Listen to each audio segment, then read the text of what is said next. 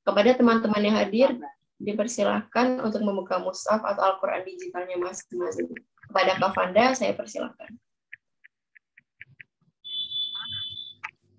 Assalamualaikum warahmatullahi wabarakatuh. Perkenalkan, saya Fanda. Izin membacakan surat An-Nisa ayat 103. A'udzubillahi minasyaitonirrajim. Bismillahirrahmanirrahim. Fa'idza qadaytumus salata fadhkurullaha qiyaman wa qu'udan wa 'ala junubikum. Fa'idza tama'nantum fa'aqimus shalah. Inna sholata kanat 'alal mu'minina kitaban mawquta. Yang artinya, apabila kamu telah menyelesaikan sholatmu, ingatlah Allah di waktu berdiri, di waktu duduk, dan di waktu berbaring. Selanjutnya, apabila kamu telah merasa aman, laksanakanlah sholat itu sebagaimana biasa. Sesungguhnya sholat itu adalah kewajiban yang ditentukan waktunya atas orang-orang mukmin. Quran surat An-Nisa ayat 103. Shadaqallahul Azim. Sekian dari saya. Wassalamualaikum warahmatullahi wabarakatuh. Waalaikumsalam warahmatullahi wabarakatuh. Shadaqallahul Azim, maha benar Allah atas segala firman-Nya. Jazakumullahu khairan katsira kepada Kak Fanda. Semoga dengan pembacaan ayat suci Al-Quran menjadikan agenda kita pada sore hari ini penuh berkah. Amin, amin ya rabbal alamin. Memasuki acara inti, topik acara kita hari ini bertema The Sweetness of Salat yang akan disampaikan oleh Ustadz Abu Takeru. Sebelumnya, izinkan saya untuk membacakan CV dari Ustadz Abu Takeru. Nama, Rizal Fadli Nur Hadi, atau yang biasa kita panggil dengan Ustadz Abu Takeru.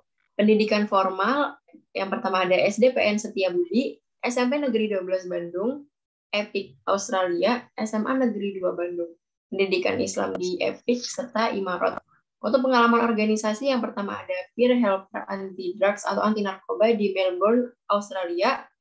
Yang kedua, sebagai Ketua Bidang Tahsin Quran di SMA Negeri 2 Bandung. Yang ketiga, sebagai pembina dan penasihat komunitas di Paradise River. Untuk prestasi yang pertama ada juara 1 tahfiz Quran antar SMA se-Kota Bandung, juara 3 Fahmil Quran antar SMA se-Jawa Barat, murid teladan East Preston di Islamic College Melbourne, Victoria, Australia. Untuk kesibukannya saat ini sebagai trainer muda, founder dan penasihat komunitas Paradise Driver, owner Umerus Online Shop, serta pengelola channel YouTube Abu Takeru. Nah, mungkin teman-teman kalau masih ingin lebih kenal dengan Ustadz Abu Takeru, bisa mengunjungi Facebook Ustadz Abu Takeru di Abu Takeru Rizal, atau di Instagram @abutakeru0, atau di YouTube Abu Takeru, atau di nomor WhatsApp 0821 159 1913. Oke, mungkin langsung aja kita ngobrol bareng Ustadz Abu Takeru. Untuk Ustadz Abu Takeru sudah hadir ya? Assalamualaikum Ustadz.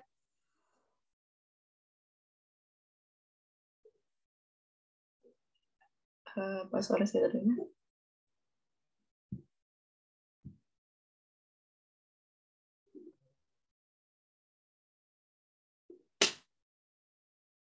Oke, mungkin dari Ustadz Abu Takeru masih berusaha untuk masuk ya.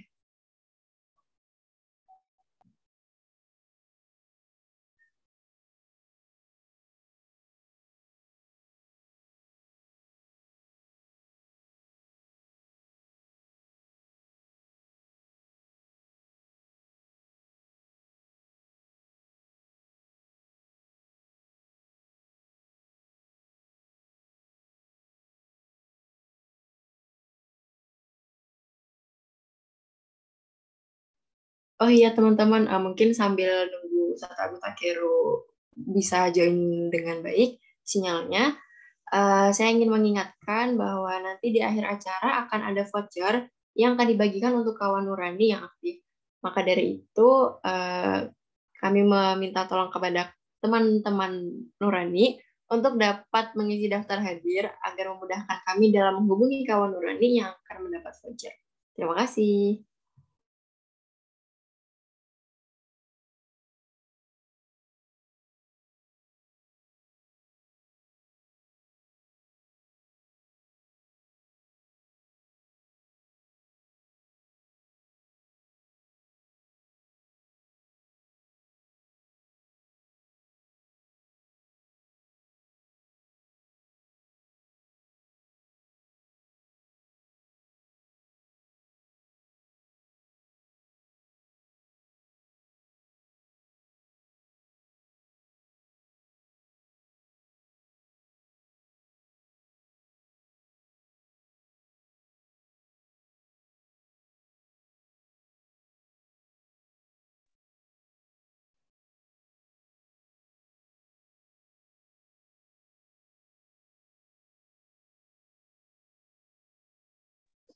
Cek. Assalamualaikum. Saya sudah masuk. Sudah Ustaz, alhamdulillah.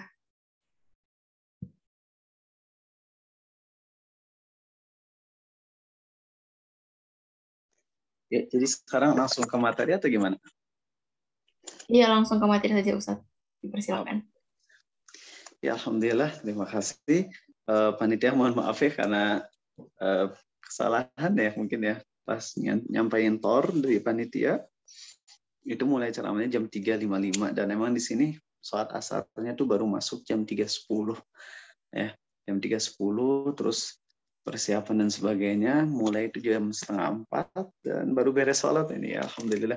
Oke, saya ucapkan assalamualaikum warahmatullahi wabarakatuh. Waalaikumsalam warahmatullahi wabarakatuh. Baik, Bismillahirrahmanirrahim. Ala Rasulillah. Innal hamdalillah nahmaduhu wa nasta'inuhu wa nastaghfiruh. Sungguh segala puja dan puji hanya milik Allah. Kita puji Dia, kita mohon pertolongan dan ampunannya. Wa na'udzu billahi min syururi anfusina wa min sayyiati a'malina. Kita mohon perlindungan kepada Allah dari keburukan diri kita dan keburukan amal perbuatan kita. May yahdihillahu fala mudilla lah. Barang siapa yang Allah beri hidayah, tak akan ada seorang pun yang bisa menyesatkan. Wa may yudlil fala hadiyalah. Dan barang siapa yang Allah sesatkan, tak akan ada seorang pun yang bisa memberi petunjuk. Asyhadu an la ilaha illallah. Aku bersaksi, tiada Tuhan yang berhak disembah dengan benar kecuali Allah. Wa asyhadu anna Muhammadan abduhu wa rasuluh. Dan aku pun bersaksi bahwasanya Muhammad adalah hamba dan rasulnya. Amma ba'du. Allahumma sholli wa sallim ala Muhammad wa ala ahli Muhammad. Ya, alhamdulillah kawan-kawan. Di sini laki perempuan atau laki perempuan semua ya, Mbak Yumna? Maaf. Mbak Yumna MC-nya ya? Iya Ustaz. Oh MC. iya. Laki perempuan atau perempuan semua nih? Saya ngelihatnya cuma berapa. Laki perempuan sih Ustaz. Oh, laki perempuan campur. Kita akan ngebahas tentang masalah sholat, the sweetness of sholat, betul ya? Betul Ustaz. Masya Allah. Salah satu tema materi yang mungkin kita nggak terlalu kepikiran. Karena mungkin kita nggak tahu apa itu khusyuk, apa itu ketenangan dalam sholat. Teman-teman, ada orang yang ketika dia lagi ada problem, dia sholat sambil nangis. Dan dia cerita kayak gini, Ustadz, saya tuh kalau misalnya lagi seneng, sholat tuh susah khusyuk. Tapi kalau lagi susah, sholat tuh bisa sampai nangis. Saya agak ya senyum-senyum gitulah di hati ya. Terus saya nanya, awalnya sih nanya di hati dulu.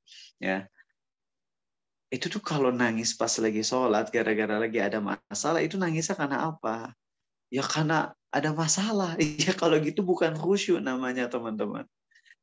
Khusyuk itu bukan nangis karena hal di luar sholat. Khusyuk itu adalah ketika kita bisa menghayati, bahkan kalau bisa sampai nangis, atas apa-apa yang ada di dalam sholat. Oke, jadi nggak bisa gitu kita nganggap kalau misalnya saya sholat nangis selalu tiba-tiba kita yakini itu khusyuk, belum tentu. Kalau misalnya nangisnya adalah untuk perkara di luar sholat, maka ini bukan kekhusyuan. Lagi sholat ingat sama jasa ibu kita yang baik. Lagi sholat ingat sama jasa dari kawan kita yang telah meninggal. Akhirnya kita nangis. Ini bukan khusyuk namanya. Khusyuk itu saat kita bisa benar-benar setiap ayat yang kita baca itu benar-benar bisa nyentuh hati kita. Ya, dan ini perkara yang sangat penting. Nabi kita SAW bersabda dalam hadis riwayat Tabrani, ya, derajatnya hasan. Hal yang pertama kali Allah cabut dari muka bumi ini adalah khusyuk. Sehingga kalian tidak lagi melihat orang-orang yang khusyuk di dalam sholatnya. Jadi beliau bersabda hal yang paling pertama dicabut nih dari muka bumi ini adalah kemampuan orang untuk bisa khusyuk. Sebenarnya bukan kemampuannya tapi keinginannya untuk khusyuk itu dicabut. Karena When there is a will, there is a way. Kita tahu peribahasa yang terkenal ya. Ketika ada keinginan, maka akan ada jalan. Peribahasa bahasa Inggris nih. When there is a will, there is a way. Ketika kita punya keinginan, akan ada jalannya untuk menuju keinginan tersebut. Dan memang sekarang pun di zaman yang udah parah sekali, kemaksiatan di mana-mana, orang-orang muslimnya pun banyak yang jauh dari agamanya sendiri, masih ada segelintir orang yang bisa khusyuk. Ada. Apakah mereka khusyuk karena tiba-tiba aja? Enggak. Ada step untuk mencapai kekhusyuan tersebut. Dan step-step ini sangat simple. Kita nggak lagi mempelajari ilmu rumit seperti matematika, fisika, kimia, biologi. Yang mungkin pas mempelajari dengan mendalam ilmu-ilmu tadi, kita butuh konsentrasi yang sangat luar biasa, kecerdasan yang sangat luar biasa. Adapun khusyuk dalam sholat, bahkan oleh orang-orang yang IQ-nya di bawah rata-rata pun bisa khusyuk. Saya punya murid yang memang Allah takdirkan, dia secara kecerdasannya memang kurang. Susah banget ya Allah untuk nerima pelajaran tuh. Pas saya ngelihat aja dia lagi belajar salah satu pelajaran sekolah SMA. Terus saya cek antara pertanyaan dengan jawaban gitu, kok ngaco banget. Dia pokoknya kalau ngobrol pun kadang-kadang nggak nyambung sama saya. Tapi kalau masalah sholat, Masya Allah, dia kelihatan banget menghayati sholatnya. Dia paham apa yang dia baca. Inilah indahnya Islam, bisa diamalkan bukan oleh orang-orang cerdas doang, tapi oleh orang-orang yang sama Allah dikasih keterbatasan, kecerdasan pun bisa. Islam nggak cuma bisa diamalkan oleh orang kaya, tapi bisa juga diamalkan oleh orang miskin. Kalaupun sebagian dari rukun Islam ada yang tidak bisa diterapkan oleh orang miskin seperti zakat dan haji, namun tetap Allah memberi pahala kepada orang miskin karena niat mereka. Ya, orang miskin yang ingin haji, berusaha untuk haji, ngumpulin uang buat haji, tapi nggak bisa haji karena nggak kesampaian uangnya atau kesehatannya, maka dia gugur dari kewajiban haji tapi tetap dapat pahala haji. Subhanallah. Inilah indahnya karunia Allah dan inilah indahnya syariat Islam ini, teman-teman. Gimana sih caranya? Sebelum saya lanjut, karena ini materinya salah satu materi yang penting banget dan saya sangat senang sekali membahas ini. Sebelumnya saya pengen ngecek nih, dari 29 orang kan yang on cam 4 ya. Iya, alhamdulillah. Maka saya request dulu nih ke teman-teman, please banget ya. Saya minta sekitar 30 detikan atau 1 menit. Yang kalian yang punya Instagram, please buka dulu aplikasi Instagramnya ya. Punya Instagram, saya yakin mayoritas kalian punya Instagram kan ya. Buka aplikasi Instagram. Kemudian setelah membuka aplikasi Instagram, silakan follow Abu Takeru 0. Abu Takeru 0. Ya. Abu Takeru 0.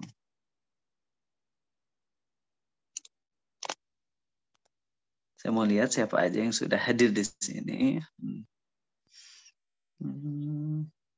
Oke.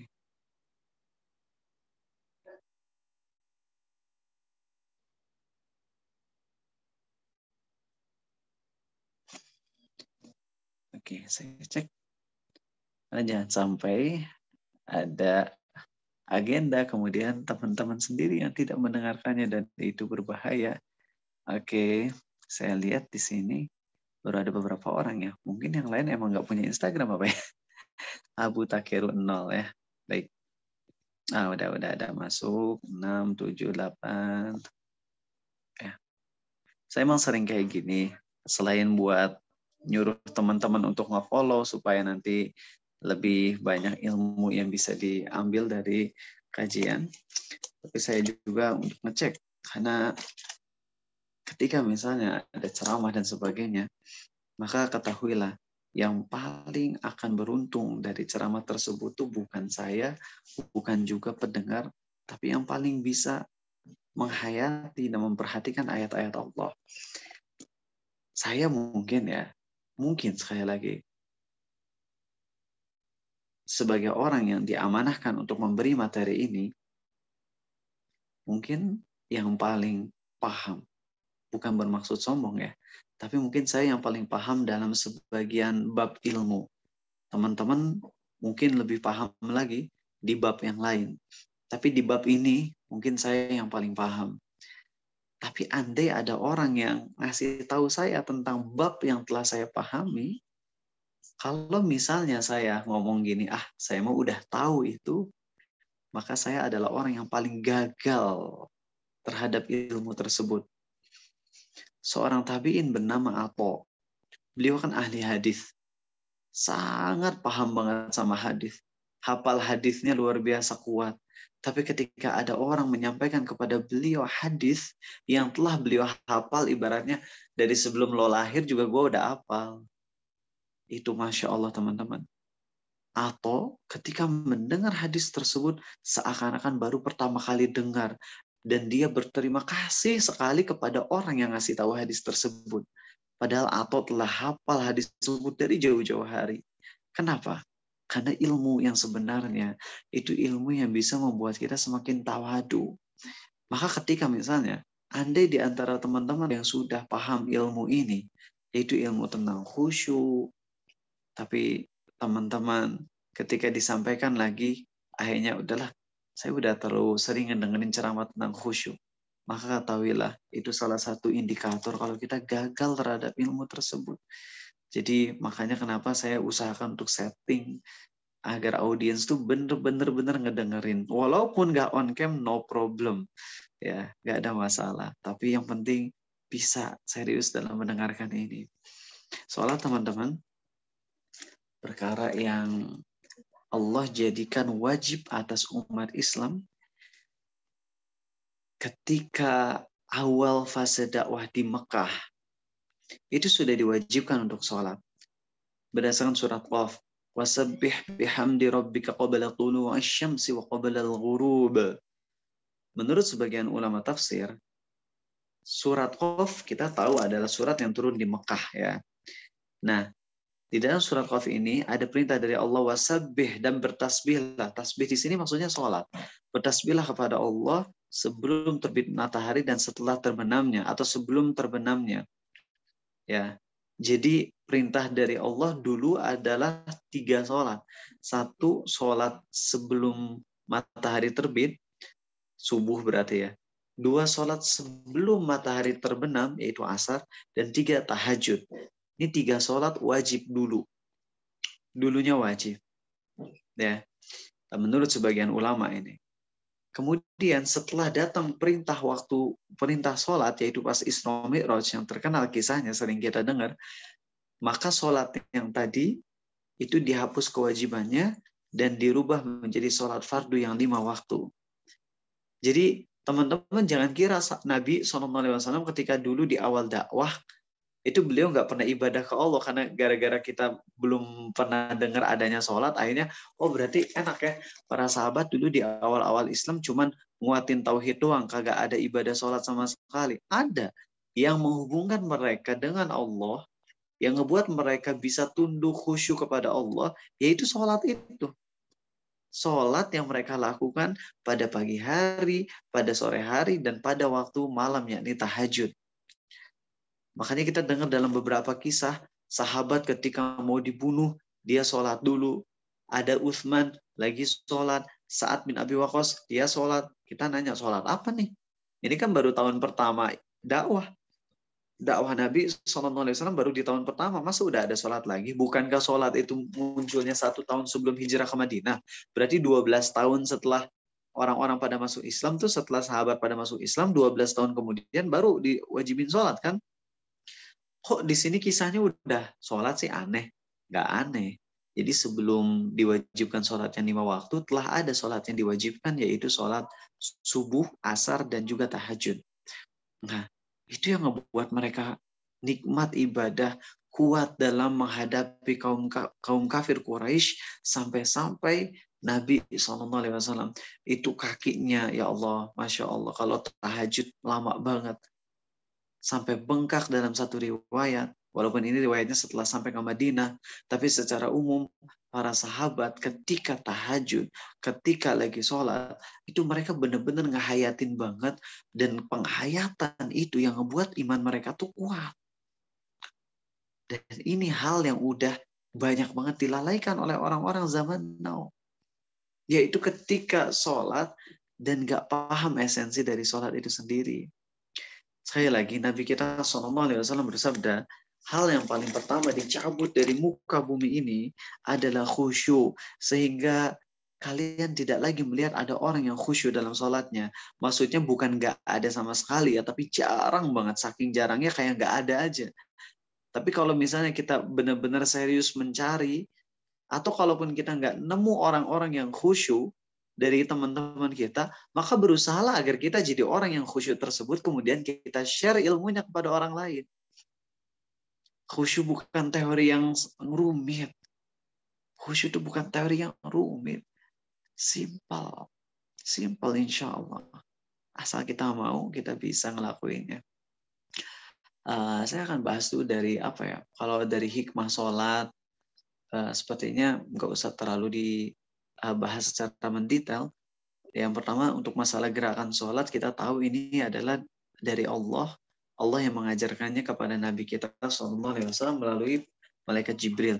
Adapun gerakan sholat yang kadang berbeda antara satu sama lain, maka kaidahnya simpel, yaitu ikutilah hadis-hadis yang sahih yang menjelaskan tentang perkara sholat.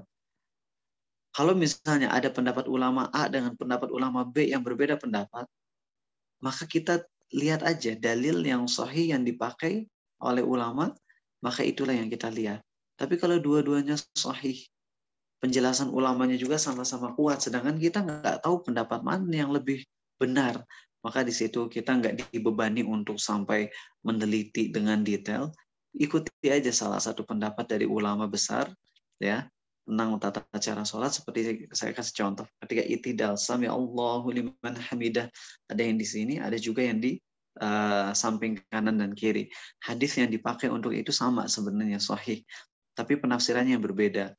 Tapi baik yang berpendapat tangannya di sini maupun di samping, dua-duanya sama-sama pendapat ulama besar. Maka kita nggak terlalu membingungkan, pilih aja salah satu yang kita anggap lebih cenderung, lebih kuat, maka udah beres, nggak perlu tengkar. Jadi saling hormati kalau dalam perkara gerakan sholat. Ya. Dan setiap gerakan sholat itu pasti penuh dengan hikmahnya. Dan ini salah satu ibadah yang mana hampir nggak ada agama yang melaksanakan ini gitu. Maaf, dari ahli kitab aja, Yahudi, Nasrani, dan Islam. Ya.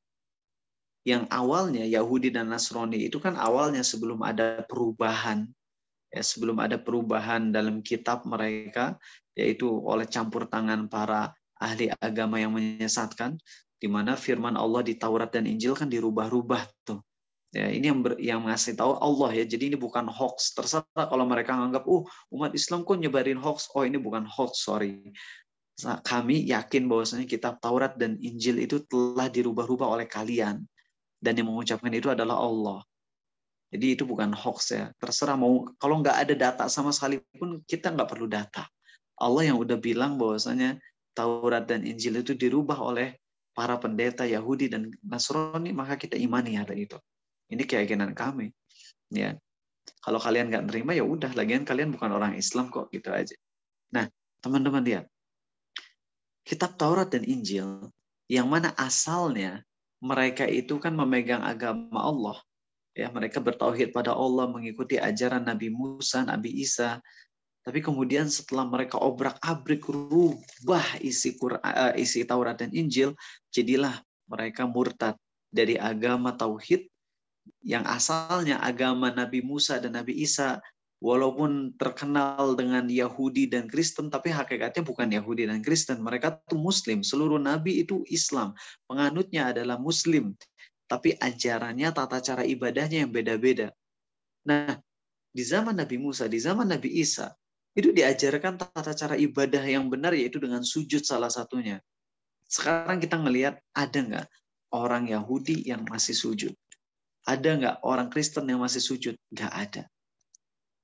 Karena ibadah yang agung, yakni sholat yang diajarkan Allah kepada Nabi Musa dan Nabi Isa, yang dulunya ada ruku dan sujud. Allah berfirman kepada ibunya Nabi Isa, yaitu Maryam, Ya Maryamu qunuti li rabbiki wasjudi warka'i ma'ar raki'in. Ya.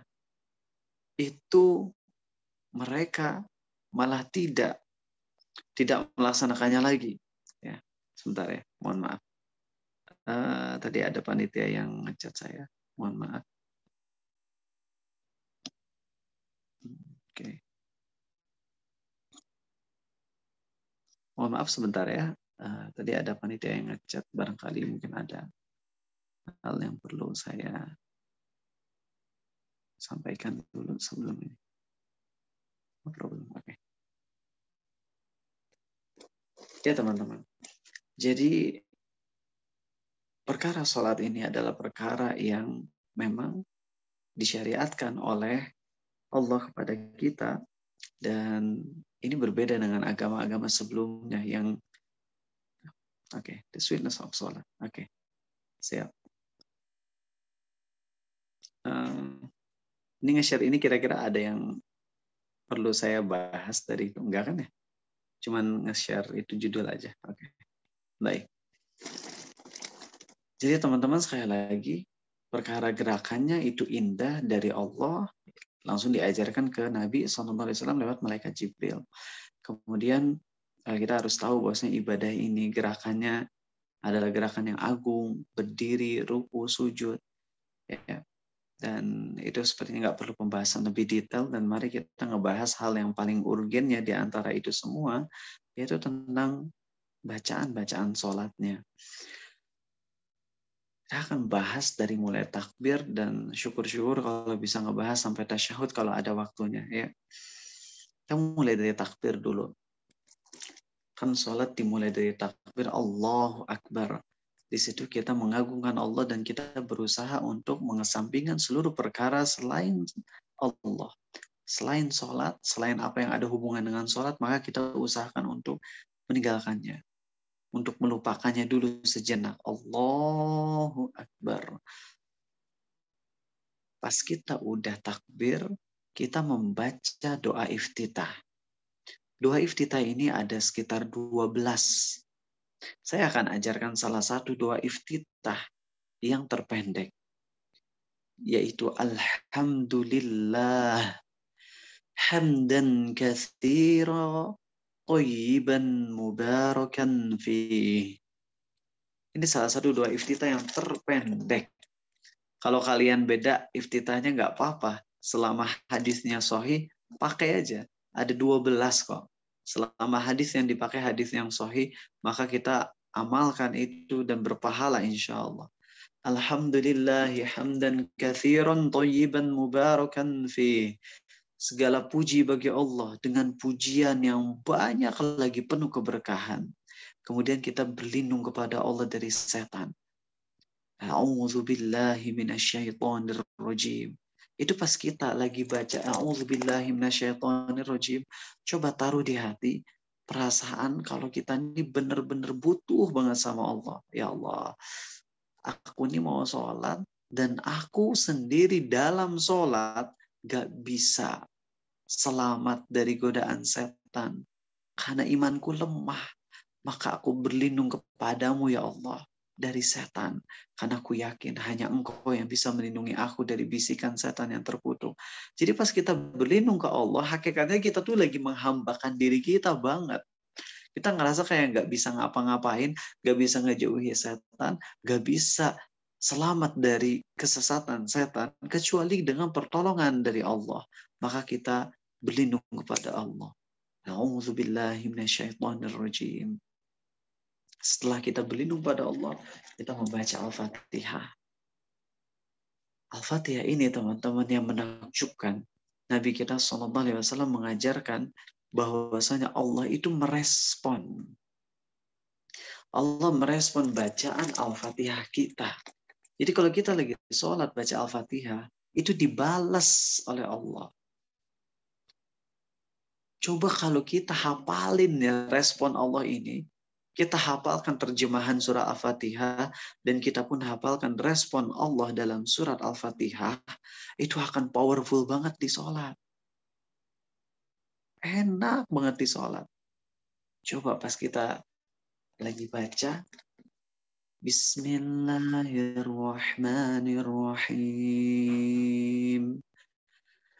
Lalu diterjemahin di dalam hati dengan menyebut nama Allah yang Maha Pengasih, lagi Maha Penyayang. Allah merespon, kata Nabi SAW, di 5 ayat. Ya. Allah merespon di ayat kedua, 3, 4, 5, dan 7. Ayat kedua, 3, 4, 5, dan 7. Disitulah Allah merespon. Jadi ayat pertama tidak direspon. Pas ayat kedua, Alhamdulillahi Rabbil Alamin. Segala puji milik Allah. Hanya bagi Allah, Tuhan seluruh alam. Ketika kita baca ini, usahakan kita tuh ingat sama nikmat Allah. Ya, ngerenung deh barang 2-3 detik. Mungkin ingat sama nikmat iman, atau nikmat sehat, atau nikmat punya orang tua, atau nikmat bisa lancar ibadah selama ini, nikmat dapat makanan terus tiap hari, dapat rizki. Pokoknya usahakan banget setiap kali kita membaca Alhamdulillahirabbil alamin, di situ kita merenung setidaknya satu nikmat Allah. Dan gak ada masalah, setiap rakaat kita merenunginya beda. Di rakaat 1 saat baca Alhamdulillahirabbil alamin, kita ingat sama nikmat iman. Di rakaat kedua Alhamdulillahirabbil alamin, kita ingat sama nikmat sehat. Di rakaat ketiga Alhamdulillahirabbil alamin, kita ingat sama nikmatnya punya keluarga yang baik, yang soleh-solehah. Dan ini enak banget, penghayatan tuh gak akan habis-habis. Dan gak akan bosan kalau kita tahu cara menghayatinya. Jadi pas kita baca Alhamdulillahi Rabbil Alamin, segala puji bagi Allah, Tuhan semesta alam. Allah membalas. Dalam hadis riwayat Muslim, hadis Qudsi, Allah membalas dengan balasan apa? Hamidani abadi. Hambaku telah memujiku, kata Allah. Coba kebayang gak sih teman-teman indahnya saat kita lagi menyatakan di hadapan Allah, Tuhan semesta alam, segala puji bagi Allah, Tuhan alam semesta, Tuhan seluruh alam. Allah tuh gak diem, tapi Allah ngebalas statement kita dengan statement yang indah. Hamidani abdi, hambaku telah memujiku, kata Allah. Pas kita baca Ar-Rahmanir-Rahim, yang Maha Pengasih, lagi Maha Penyayang. Pas kita lagi baca ayat itu, yang Maha Pengasih lagi Maha Penyayang, kita coba ingat dengan banyaknya nikmat Allah ke kita, padahal kita banyak maksiat. Lihat betapa kita sering maksiat dengan mata, tapi mata ini terus saja Allah kasih nikmatnya bisa melihat. Dan disitulah kita mengingat Allah yang Maha Pengasih lagi Maha Penyayang. Allah merespon, hambaku telah menyanjungku. Maliki yaumiddin, penguasa hari pembalasan. Allah merespon, hambaku pasrahkan urusannya kepadaku. Ketika kita ngebaca ayat keempat, Maliki yaumiddin, kita tuh ingat sama dosa-dosa kita yang harus kita pertanggungjawabkan di hari kiamat kelak. Kita ingat dengan amal soleh kita yang penuh kekurangan yang kelak akan dihisap di hari kiamat. Wah, di situ kita kan kayak beban banget ya Allah, dosa banyak, amal soleh sedikit, belum lagi kesia-siaan yang harus saya pertanggungjawabkan di hari kiamat. Di situ kita tuh kayak udah pasrah aja, dan Allah berfirman, hambaku pasrahkan urusannya kepadaku. Ya Allah. Indah banget gak sih teman-teman? Pas kita baca ayat kelima, Iyyaka na'budu wa iyyaka nasta'in. Hanya pada Engkau kami menyembah. Hanya pada Engkau kami mohon pertolongan. Allah merespon, ini adalah antara diriku dan hambaku. Untuk hambaku, apa yang dia pinta. Jadi di sini tuh Allah tuh kayak nawarin ke kita. Saat kita baca, hanya pada Engkau kami menyembah ya Allah. Hanya pada Engkau kami mohon pertolongan. Di situ kita tuh ngedownin diri kita banget. Kita tuh bener-bener apa ya istilahnya, mentawadukan diri kita di hadapan Allah dengan menyatakan, ya Allah, hanya pada Engkau kami menyembah, hanya pada Engkau kami mohon pertolongan. Karena aku lemah, aku penuh kekurangan. Allah merespon, ini antara diriku dan hambaku. Untuk hambaku apa yang dia pinta. Ternyata ayat selanjutnya yang kita baca adalah apa? Ihdinas siratal mustaqim. Tunjukkanlah kami ke jalan yang lurus. Gak main-main nih. Saat tadi Allah nawarin, apa yang hambaku inginkan akan diberi, ternyata yang kita minta di ayat berikutnya adalah ihdinas siratal mustaqim. Tunjukkan kami ke jalan yang lurus. Siratal ladzina an'amta 'alaihim ghairil maghdubi 'alaihim waladdallin. Tunjukkan kami ke jalan yang lurus, yaitu jalan orang-orang yang Kau anugerahkan nikmat pada mereka, bukan jalan mereka yang dimurkai dan tersesat. Lalu Allah merespon, ini semua permohonan hambaku untuk hambaku. Apa yang dia pinta? Lalu kita baca, amin. Kabulkanlah ya Allah. Enak tuh teman-teman kalau bisa menghayati ini. Jadi step kalau mau bisa meraih kekhusyuan sholat, simple. Apalin terjemahan dari surat Al-Fatihah dulu. Kemudian kalau udah hafal tuh terjemahan dari surat Al-Fatihah, hafalin respon Allahnya juga. Respon Allah ini bisa teman-teman cari di hadis riwayat Muslim, namanya hadis qudsi, respon Allah dalam Al-Fatihah. Jadi ketika kita tadi merasakan respon Allah tadi, itu bukan bualan kita, itu bukan buat-buatan kita, bukan kita yang ngebikin seakan-akan Allah ngomong gitu ke kita, bukan, tapi emang Allah ngomong gitu. Allah berfirman demikian. Ada hadisnya sahih riwayat Muslim. Hafalin tuh terjemahannya. Jadi pas lagi sholat, Bismillahirrahmanirrahim. Dengan menyebut nama Allah yang Maha Pengasih lagi Maha Penyayang. Alhamdulillahirrabbilalamin. Segala puji bagi Allah Tuhan semesta alam. Kemudian kita yakin di hati kita kalau Allah tuh merespon, hambaku telah memujiku. Ar-Rahmanirrahim.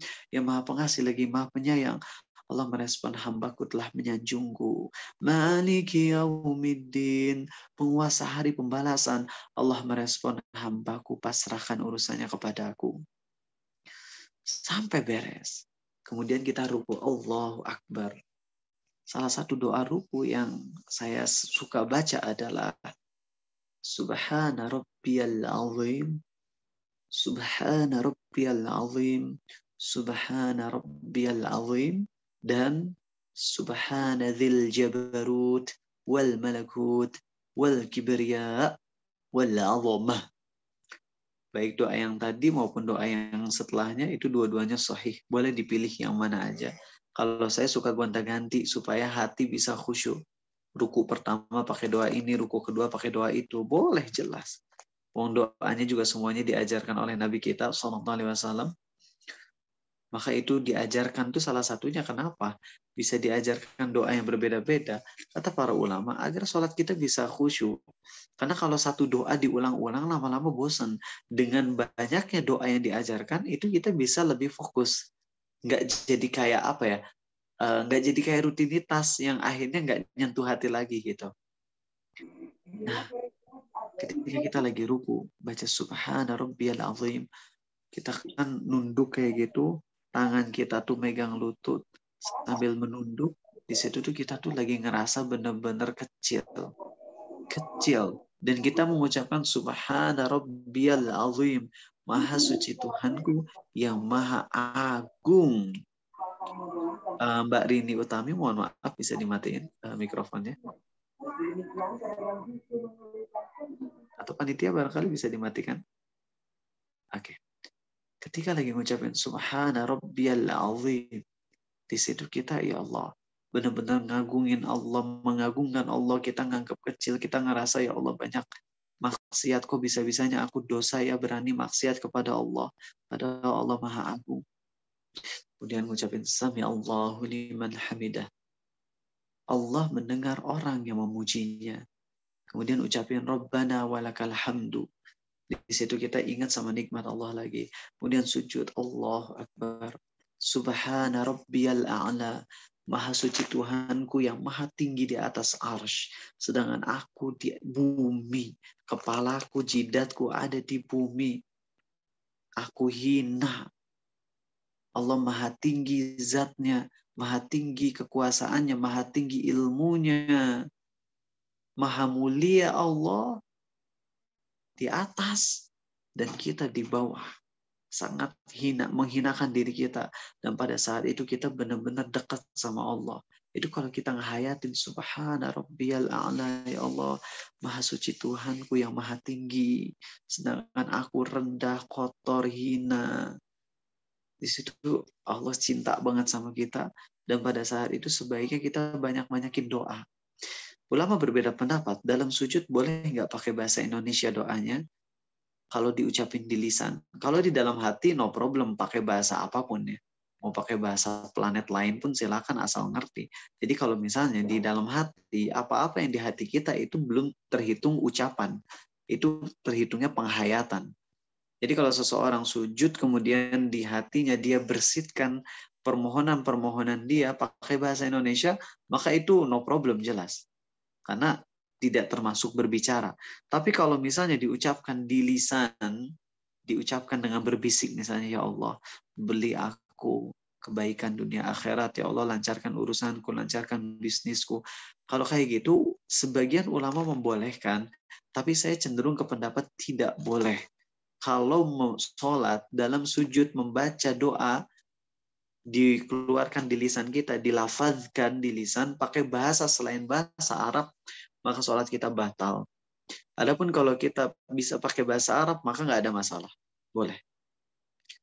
Maka kalau lagi sujud, doanya minta aja dengan doa-doa yang udah kita hafal dalam bahasa Arab. Terutama doa-doa yang diajarkan Nabi SAW. Contohnya, Rabbighfirli wali walidayya walil mu'minina yawma yaqumul hisab. Rabbighfirli wali walidayya warhamhuma kama rabbayani shaghira. Dan doa Rabbana atina fid dunya hasanah wa fil akhirati hasanah wa qina adzabannar. Atau doa yang indah banget. Kalau yang mau kaya raya, ada doanya diajarkan Nabi SAW. Allahumma akthir mali wa waladi wa barik li fima a'taitani wa aqil hayati ana ta'atik wa ahsin amali waghfirli. Dan masih banyak lagi doa.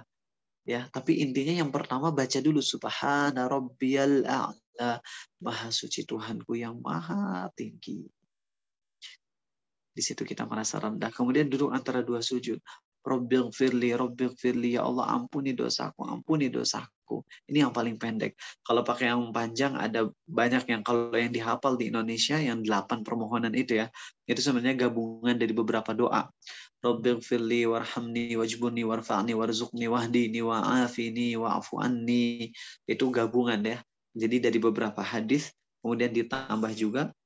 Dan itu boleh kok menambah-nambah doa sebagaimana difatwakan oleh Syekh bin Baz, tidak masalah kalau misalnya menambah lafaz doa walaupun yang tidak ada ajarannya dari Nabi SAW di dalam sholat, karena di dalam sholat itu intinya doa.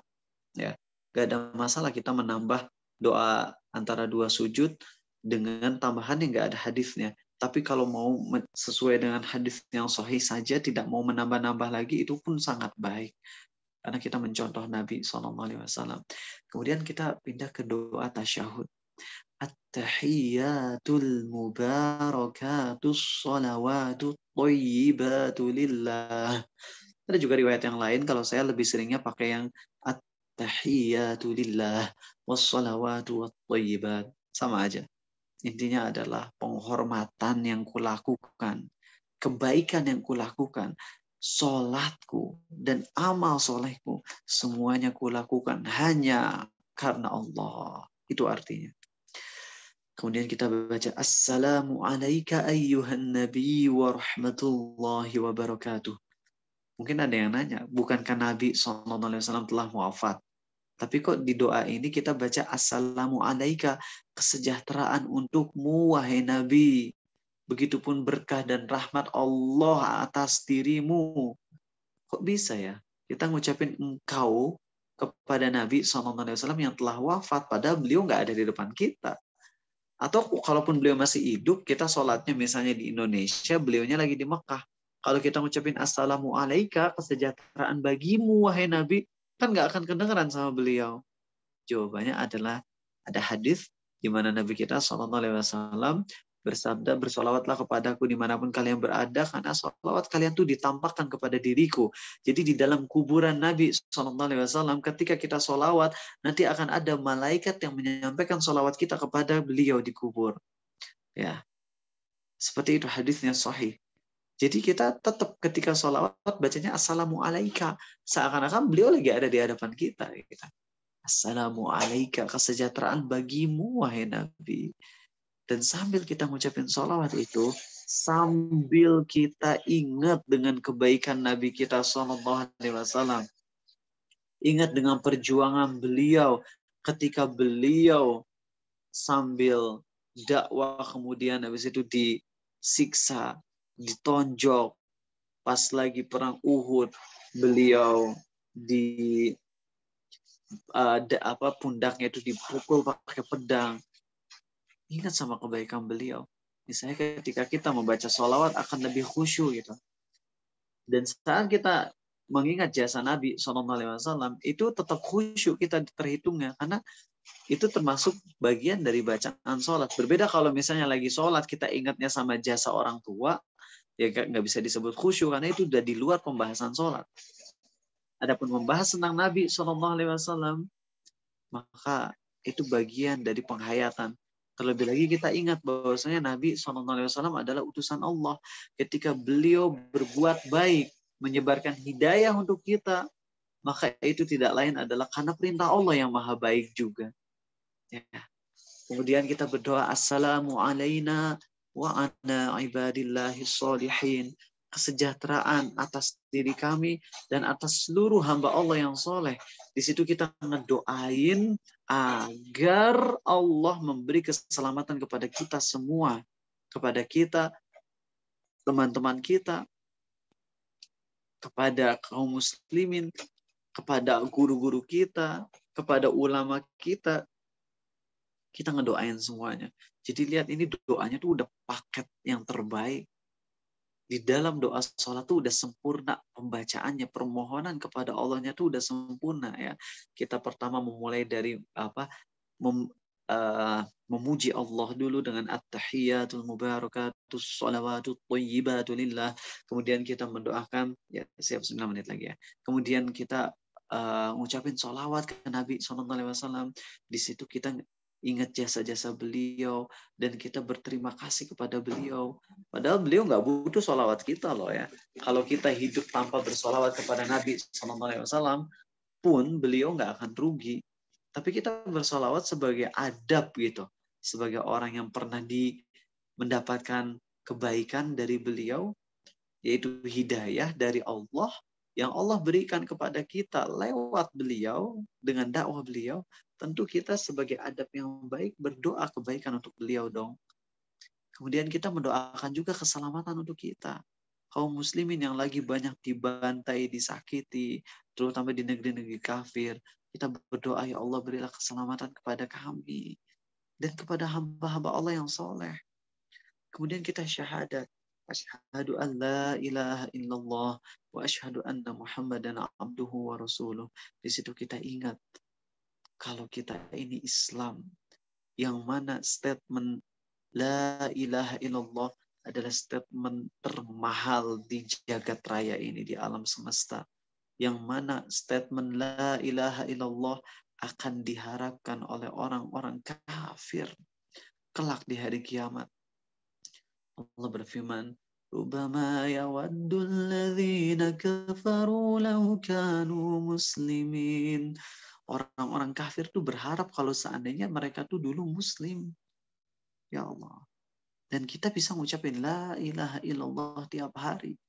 Itu tuh karunia, nikmat dari Allah.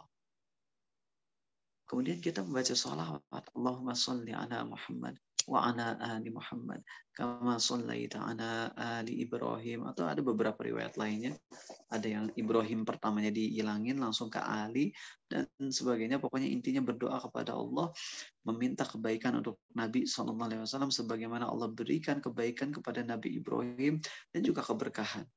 Di situ kita ingat sama jasa-jasa beliau.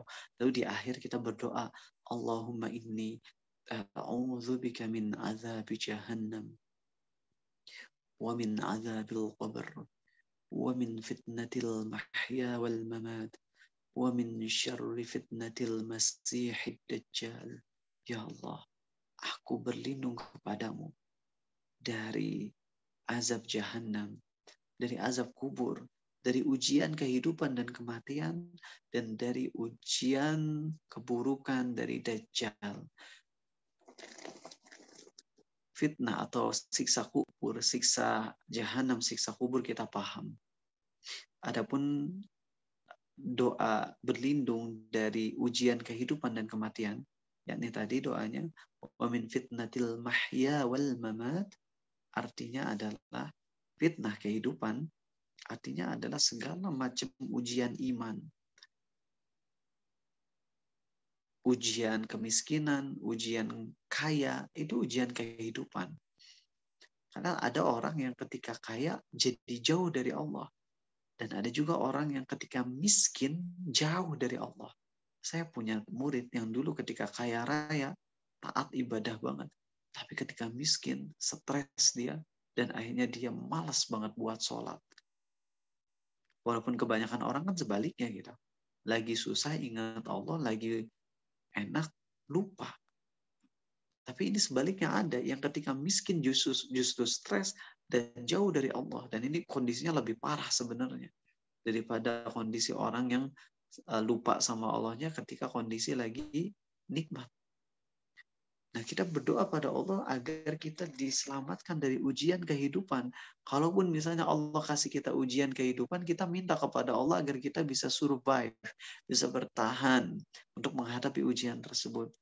Adapun ujian kematian, di sini ada dua penafsiran ulama. Yang pertama yang dimaksud dengan ujian kematian adalah ujian kubur, di mana kita ditanya oleh Allah ya tentang siapa nabi kita, siapa apa agama kita, dan siapa Tuhan kita. Dan menurut sebagian ulama lain, ujian kematian adalah ujian ketika kita menjelang sakaratul maut. Karena ketika sakaratul maut itu kita akan sulit untuk mengucapkan la ilaha illallah. Karena setan rombongan akan datang untuk membuat kita belok dari la ilaha illallah. Subhanallah, ya Allah. Kita tuh minta ke Allah agar ending hidup kita nggak su'ul khotimah. Dan doa ini disimpan oleh Nabi SAW di akhir sholat kita, Masya Allah. Seakan-akan tuh indah banget ya. Di akhir pas mau beres sholat, kita berdoa pada Allah agar ending hidup kita pun baik dan diselamatkan dari segala macam keburukan. Min syarri fitnatil masihid dajjal, dan berlindung kepada Allah dari keburukan al-masih ad-dajjal.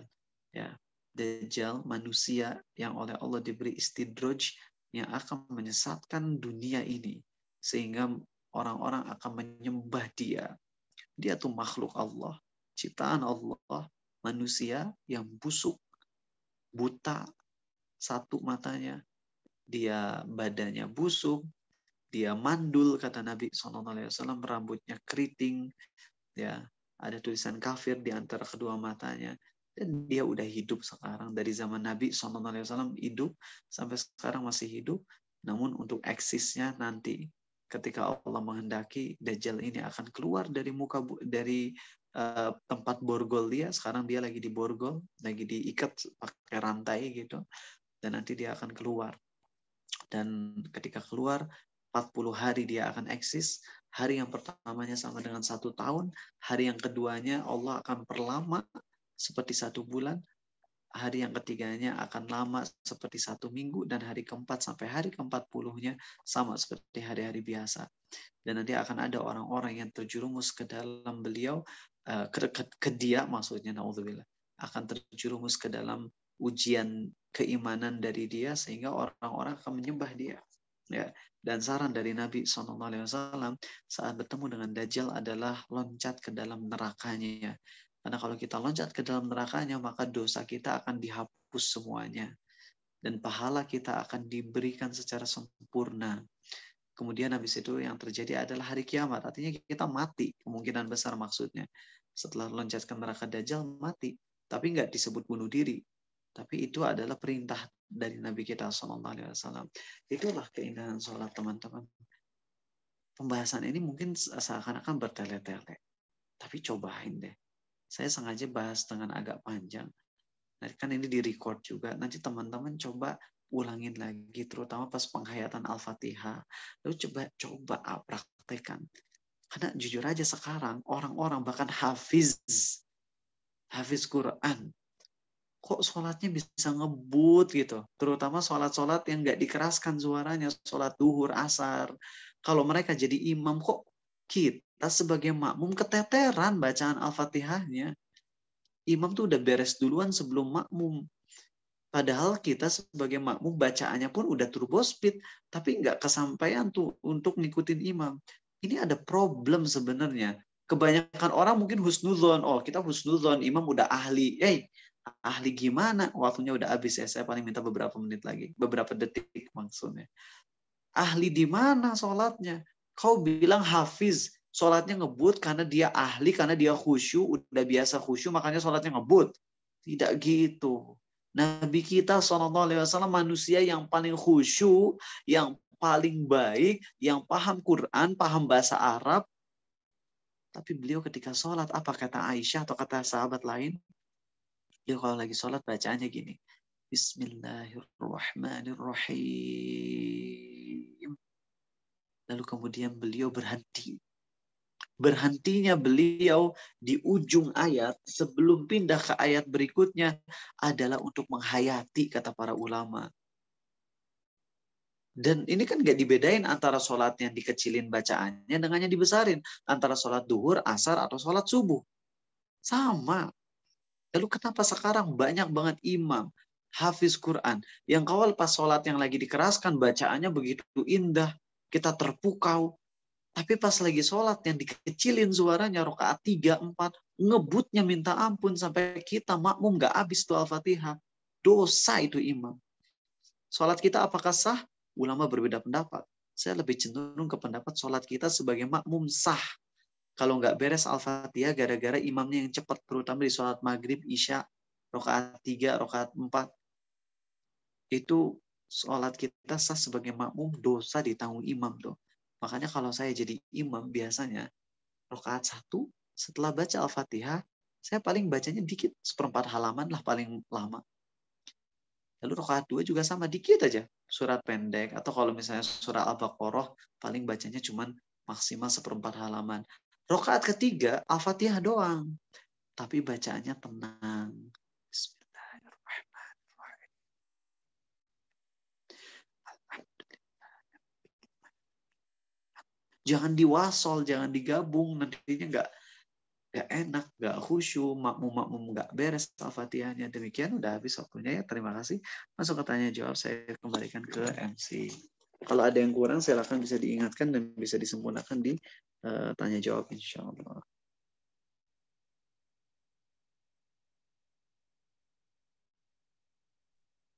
Oke, baik. Terima kasih kepada Ustadz Abu Takeru.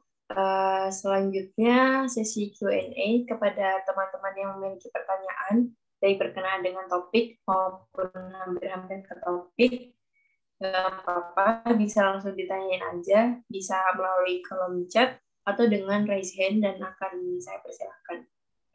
Atau apabila dari teman-teman ada yang mau untuk bertanya secara langsung, teman-teman bisa mengirimkan pesan melalui private Zoom kepada saya. Nanti akan saya bacakan pesan tersebut. Dan kalau misalnya teman-teman juga tidak ingin disebutkan namanya, teman-teman bisa menulis di awal pesan bahwa pengirim adalah anonim. Gitu.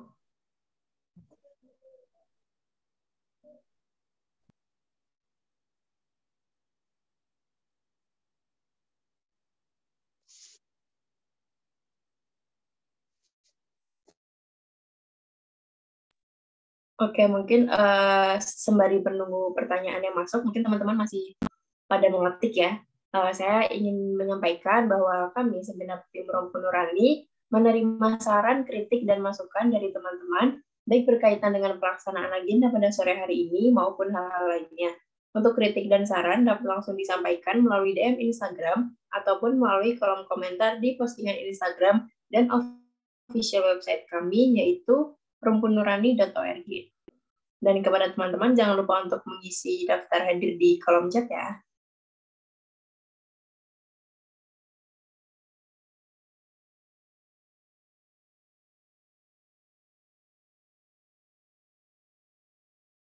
Oke, baik Ustadz, ini ada pertanyaan masuk. Bismillahirrahmanirrahim. Izin bertanya Ustadz, saya tertarik dengan kalimat pembuka tadi karena saya sangat relate. Terkadang saya sampai ingin diberikan kesedihan agar saat sholat rasanya ingin pelan hingga bacaan yang dibaca bisa pelan dan dihayati. Namun ketika dalam keadaan stabil, bahkan senang atau sedang terburu dengan aktivitas setelah sholat, rasanya ingin bersegera. Kiranya bagaimana ya Ustadz? Jazakallah khair. Saya persilakan kepada Ustadz Abu Takim. Oke, jadi begini teman-teman. Tadi saya udah bilang bahwasanya kalau misalnya seseorang itu nangis karena problem hidupnya, bukan karena penghayatan terhadap ayat-ayat yang dibaca, maka hakikatnya dia belum khusyuk itu. Ya, tapi memang kadang-kadang suasana hati lebih bisa tersentuh ketika memang lagi ada problem. Ya, artinya kita bisa menghayati ayat-ayat Allah ketika kondisinya lagi ada problem. Ya, itu memang wajar. Nah, maka kita dalam hal ini mintalah ke Allah. Doalah kepada Allah, ya Allah, anugerahkan aku kehusyuan dalam kondisi apapun. Baik dalam kondisi sedih maupun dalam kondisi senang. Saya pribadi, yang saya rasain, kekhusyuan itu bisa datang justru ketika lagi kondisi nikmat. Ketika lagi kondisi senang. Lagi banyak banget nikmat Allah, itu bisa khusyuk. Kalau lagi susah, justru saya malah jadi buyar konsentrasi. Artinya setiap orang beda ujiannya. Dan saya memohon pada Allah agar bisa khusyuk di setiap waktu. Baik dalam kondisi senang maupun lagi kondisi susah. Nah, kekhusyuan itu adalah pemberian dan karunia dari Allah, tapi harus ada usaha dari diri kita. Usaha pertama tentunya tadi minta ke Allah. Usaha kedua adalah kita menghafal terjemahan dari bacaan sholat tersebut. Jadi jangan sampai kita jadi tipe orang yang nggak mau membuka lagi bacaan sholat, ngapalin terjemahannya, padahal itu penting gitu loh. Kalau udah hafal, apalagi kalian yang mungkin udah belajar bahasa Arab, ada step selanjutnya, yaitu ketika sholat bacaannya pelan. Saya udah capek, jujur aja saya tuh benci banget sama orang-orang yang sholatnya ngebut, terutama yang jadi imam. Mungkin ada yang bilang, oh Ustadz siapa?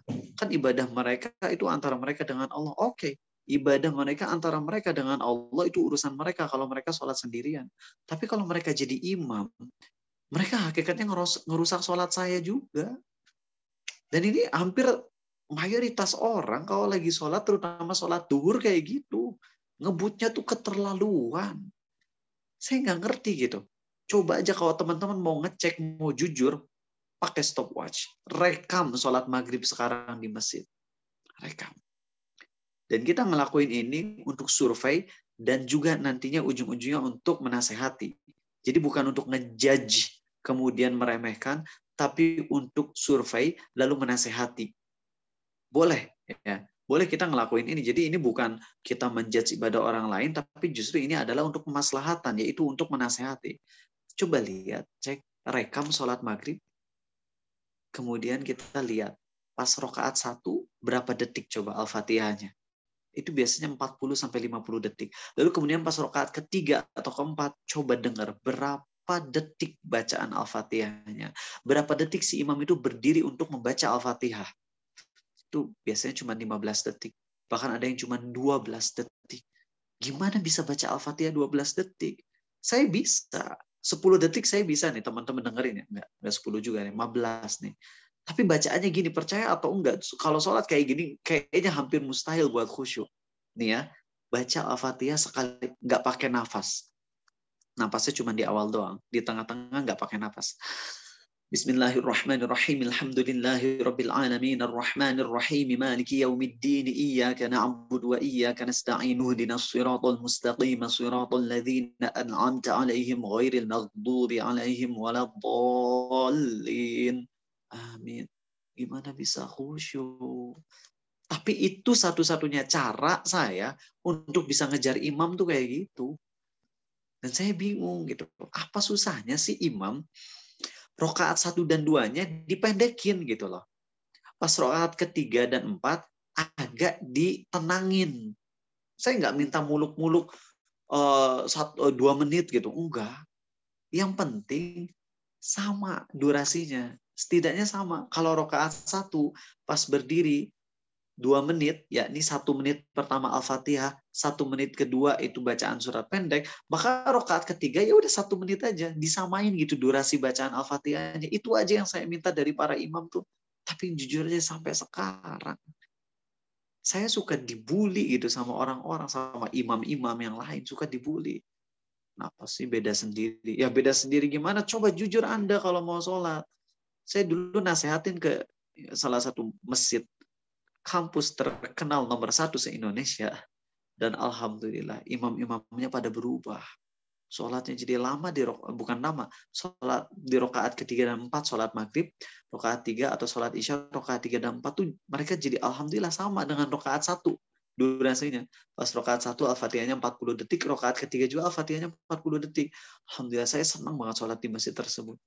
Saya nggak peduli saya mau jadi imam, mau jadi makmum. Yang penting sholatnya enak gitu, rakaat ketiga 4-nya. Tapi giliran angkatan tersebut sudah wisuda, angkatan barunya ngebut lagi. Dan susah lagi nasihatinya. Itu aja sih teman-teman. Ya, jadi minta ke Allah 3 hal tadi. 1, minta ke Allah agar diberi kekhusyuan dalam kondisi lapang maupun sempit. 2, apalin terjemahan dari bacaan sholat. 3, sholatnya tenang. Bukan lama, tapi tenang. Lama dengan tenang beda. Kalau lama tuh bisa jadi setengah jam gitu. Kalau tenang artinya bacaannya yang wajar. Bismillahirrahmanirrahim. Terus berhenti sejenak untuk menghayati. Alhamdulillahirabbil alamin. Berhenti sejenak untuk menghayati. Seperti itu. Yang belum memfollow Instagram, silakan follow Abu Takeru 0 di Instagram ya. Dan di situ teman-teman ada penjelasan tentang bagaimana buat khusyuk dalam sholat juga. Ya, saya izin ketik di Zoom ini Abu Takeru 0. Ya, dan di situ teman-teman di Instagram silakan bisa follow dan ada postingan saya tentang bagaimana untuk bisa khusyuk dalam sholat. Oke, selanjutnya udah habis ya waktunya kalau nggak salah. Atau mungkin masih bisa satu lagi. Oke, baik. Lanjut saya bacakan pertanyaan selanjutnya. Izin bertanya, Ustadz, mengapa untuk khusyuk saat sholat rasanya sulit sekali? Saya sholat 5 waktu sehari, tapi rasanya kayak ya udah aja, hanya sebuah aktivitas biasa.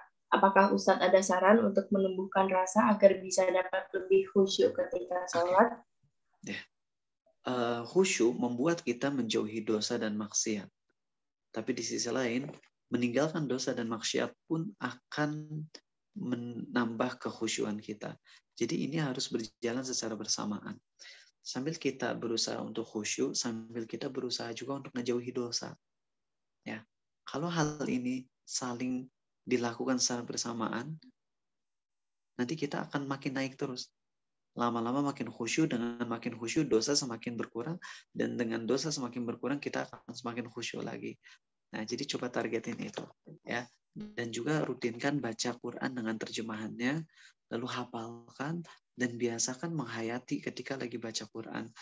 Orang yang terbiasa menghayati saat baca Quran, otomatis ketika sholat pun dia akan menghayatinya juga. Ya, jadi itu saran saya. Bisa. Dan sekali lagi saya tuh minta ke teman-teman, itu permohonan saya untuk nge-follow Instagram tuh bukan supaya saya banyak follower ya. Jujur aja kalau pengen banyak follower, saya juga udah banyak gitu di TikTok apalagi. Baru 4 bulan bikin udah 320.000 follower. Jadi kalau teman-teman ngira saya gila follower, enggak juga.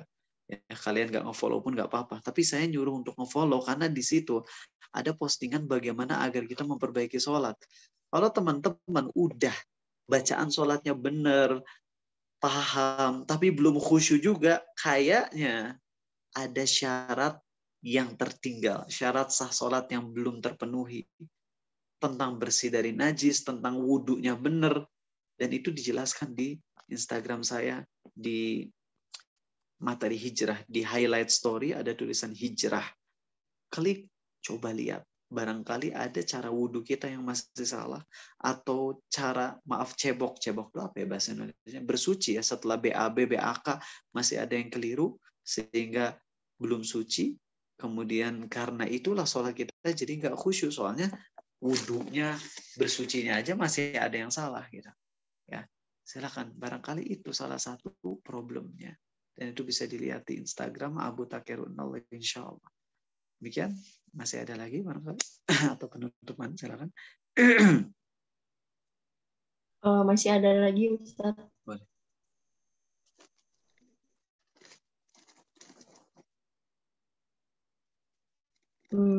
Assalamualaikum Ustaz. Apabila sedang sholat, kemudian rasa kantuk datang sehingga sulit merasa khusyuk, bagaimana solusinya ya Ustaz? Apa? Ngantuk atau apa tadi? Kalau lagi sholat, terus tiba-tiba ngantuk, itu gimana ya Ustaz? Oke. Batalkan sholatnya. Kalau misalnya itu sholat sunnah, batalin aja. Tidur. Kalau itu sholat wajib, maka lihat. Kalau waktunya benar-benar sudah mepet, mau habis, maka paksakan. Ya. Tapi kalau waktunya masih panjang, batalin dulu, terus tidur, tapi pasang alarm agar kita bangun sebelum waktu sholatnya habis. Oke, saya ulang ya. Kalau kita lagi sholat terus ngantuk, kalau itu sholat sunnah, udah batalin aja, nggak dosa. Kalau sholat wajib, membatalkan sholat wajib itu dosa hukum asalnya, kecuali dalam beberapa kasus. Di antara kasus di mana membatalkan sholat wajib itu tidak berdosa, adalah ketika kita ngantuk berat.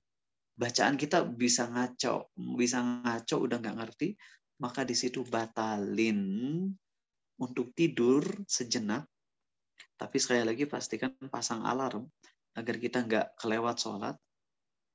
Kalau waktunya masih ada tapi nggak terlalu luas dan nggak cukup untuk tidur, misalnya sholatnya waktu sholat tinggal 40 menit lagi, kalau kita tidur bablas nih sholat kita, maka ya udah batalin dulu. Kemudian lakukan hal yang bisa membuat ngantuk kita hilang. Kalau saya biasanya bukan wudhu, masukin air ke hidung yang kenceng banget, itu bisa bikin ngantuk tuh hilang. Karena sakit dan hilang. Atau minum kopi. Nah, kemudian habis itu sholat, dan sholatnya jangan lama-lama. Ya, justru kalau misalnya kita lagi super ngantuk, jangan berlama-lama dalam sholat. Kalau misalnya tadi ingin khusyuk sholat malah menyebabkan kita jadi ngantuk, maka pada saat itu mending agak dipercepat. Ini uzur, ini alasan yang dibenarkan untuk mempercepat sholat, tapi mempercepat di sini bukan jadi turbo speed banget. Misalnya bacaannya yang biasanya kalau khusyuk, Bismillahirrahmanirrahim. 6 harokat, mat arid li sukunnya, kita rubah jadi 2 harokat doang. Bismillahirrahmanirrahim. Alhamdulillahirabbil alamin. Arrahmanirrahim. Maliki yaumiddin. Iyyaka na'budu wa iyyaka nasta'in. Sambil usahakan untuk menghayati walaupun cuma sekilas-sekilas, nggak apa-apa. Karena itu uzur ya, itu alasan yang dibenarkan. Karena kalau diperpanjang sholatnya malah jadi ngantuk. Nah, tapi kalau emang waktunya udah super duper mepet, maka nggak ada jalan lain kecuali lanjutkan sholat, paksakan. Ya, paksain aja. Problem kita biasanya ngantuk berat tuh pas subuh. Dan bahkan ada yang sampai ketiduran lagi sholat. Sholatnya batal kalau kayak gitu. Yang harus dia lakukan adalah, makanya kalau emang ngantukan, kalau lagi sholat, apalagi cowok yang di masjid, kalau emang Anda orangnya tuh ngantukan, jangan datang dari waktu azan. Emang disarankan untuk datang awal waktu saat azan udah hadir di masjid. Iya, itu disarankan banget. Tapi lihat maslahat mudarat. Kalau Anda datang ke masjid dari sebelum azan subuh misalnya, sholat khusyuk, sholat qobliyah, mungkin khusyuk banget, terus doa. Giliran sholat subuh malah ketiduran, jangan. Saya juga saranin gitu ke orang-orang yang begituan, kamu udah nggak apa-apa, telat aja, saf paling belakang nggak apa-apa. Yang penting pas lagi sholat jangan tidur. Nanti kamu datang ke masjidnya pas qomat. Sebelum qomat, di WC dulu atau tempat wudhu dulu, siap-siap. Masukin air ke hidung yang dalam, sampai nyegrek, biar hilang ngantuk, baru datang ke masjid. Benar, ini saran yang penting untuk dipahami. Jangan sampai kita jadi orang yang sama setan dikecohkan. Datanglah lebih awal ke masjid. Tapi ternyata si setan ini ngedorong kita untuk datang lebih awal ke masjid agar kita ngantuk nanti pas sholat subuhnya. Kadang setan gitu. Kadang setan ngebikin kita maksiat dengan cara yang seakan-akan benar. Dan orang yang cerdas, kata Imam Bukhari, adalah orang yang tahu bagaimana caranya untuk menyempurnakan sholat dia. Gitu. Udah cepet datang ke masjid saf pertama. Padahal kita lagi kebelet tuh. Itu setan yang nyuruh kita di saf pertama. Karena kalau kita benar-benar paham, dalam kondisi kebelet, dalam kondisi super duper lapar, jangan sholat dulu. Makan dulu. Makan. Setidaknya makan untuk ngehilangin lapar. Nggak harus makan berat. Mungkin makan kue, makan snack. Ya, beberapa suap untuk ngehilangin lapar. Habis itu sholat. Kalau lagi kebelet, pipis dulu. BAB dulu. Ya. Seperti itu harusnya.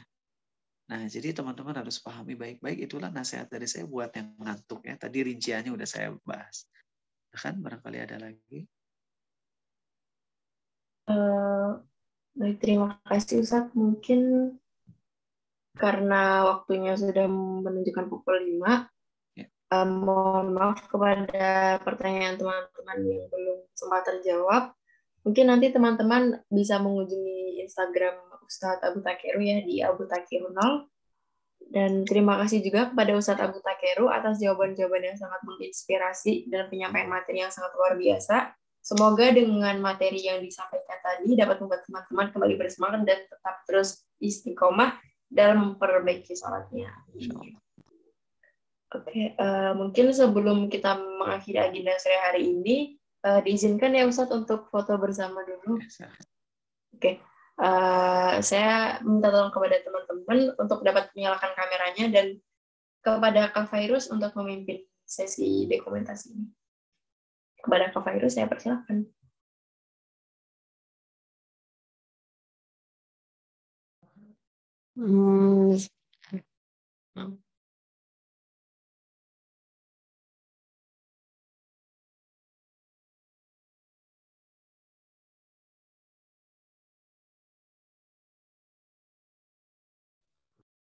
Satu, dua,